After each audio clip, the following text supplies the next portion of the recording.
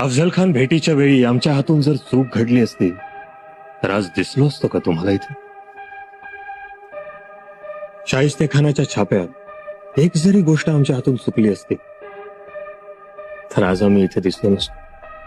असंख्य चुका होतील अशीच परिस्थिती होती प्रत्येक वेळी, पण आम्ही एकदाही चुकलो नाही. प्रत्येक वेळी योग्यच निर्णय घेतले. त्याचं कारण उत्तम नियोजन. शंभूराचं एक लक्षात घे, आम्ही आग्र्याला जाण्या अगोदर आग्र्याहून परतण्याचं नियोजन करून गेलो होतो. आपण आग्र्याहून सुटलो.